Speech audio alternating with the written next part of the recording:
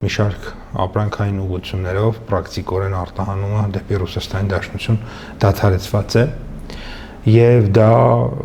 որոշակի շոկային իրավիճակ ստեղծել է, սակայն պետք է նշել, որ էկոնոմիկայի նախարարությունը ակտիվ աշխատում է մասնավոր բիզնեսի հետ եւ որոշակիորեն եւ մի էական չափով մեզ հաջողվել է արտահանումը դիվերսիֆիկացնել։ Ես նաև թվերով ներկայացնեմ, եթե անցած տարի հունիսի 1-ից 15-ը կոնկրետ ապրանքային ուղղություններով, որոնք այս պահին սահմանափակման տակ են,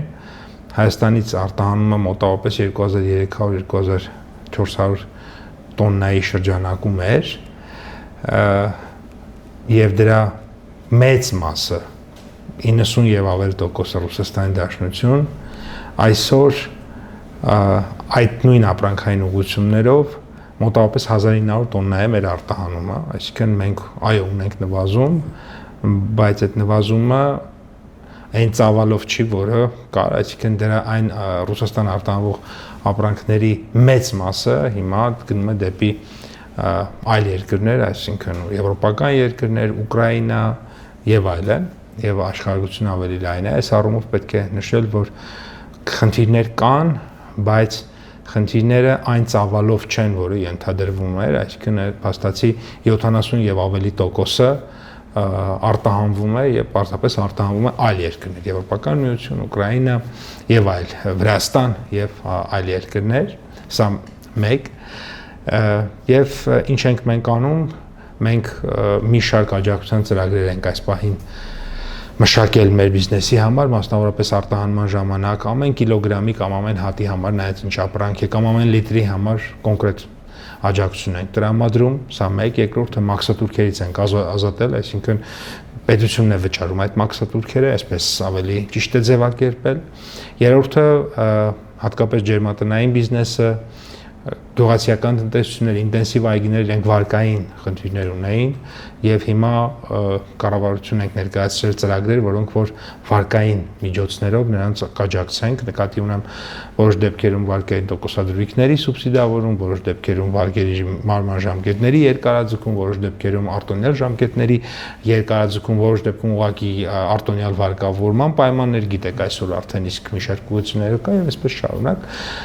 սրանք այն միջոցառումներն են, որոնք պետք է որ նպաստեն նրան, որ մենք ըստ էության գանք այն թվին, ինչը եղել է նախորդ տարի,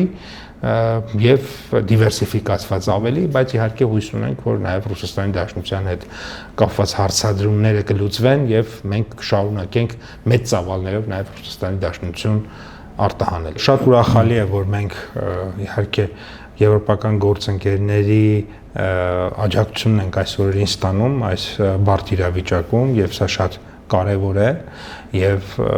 մեր նպատակն է նաեւ բնականաբար մեր արտահանումը դիվերսիֆիկացնել, այսինքն միայն Եվրոպա մենք չենք ուզում արտահանենք, մենք ուզում ենք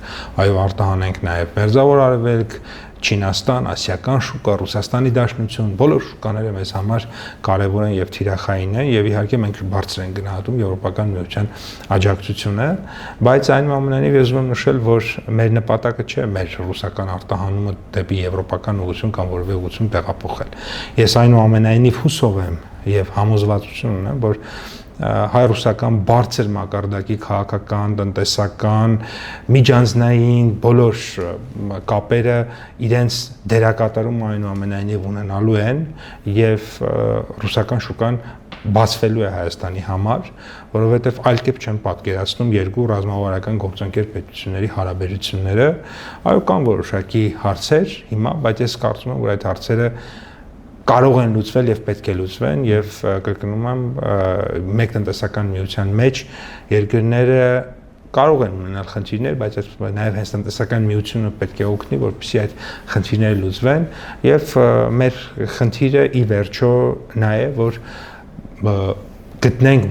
համապատասխան բանաձևեր ռուսաստանցի գործընկերների հետ եւ այդ բանաձևերի շրջանակում տանք լուծումներ, որպեսզի մեր արտահանումը նորից բացվի, որովհետեւ մենք եւս համակարծիք ենք, որ Հայաստանի Հանրապետությունից բարեկամ ընդհանրապես առհասարակ արտահանումը ոչ միայն բարեկամ եւ գործընկեր ցանկացած երկիր արտահանում այո պետք է տեղ ունենա եւ պետք է տեղ ունենա բնականաբար որակյալ ապրանքներ եւ ընդհանրապես նաեւ Հայաստանի Հանրապետությունում մենք պետք է արտադրենք եւ սպառենք որակյալ ապրանքներ։ Պարոն Պապոյան, Ռուսաստանի Դաշնության Ռոսսելխոզնadzորի ղեկավար Սերգեյ Դանկվերտը անդրադառնալով Հայաստանի Հանրապետության էկոնոմիկայի նախարարության հետ հաղորդակցությանը հայտարարել է, թե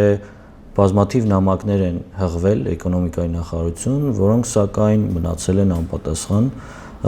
Որն է ձեր արձագանքը, ինչպես կմեկնաբանեք այս հայտարարությունը, ինչու են նամակները մնում անարձագանք։ Ես բացառում եմ, որ նախ այդպիսի բան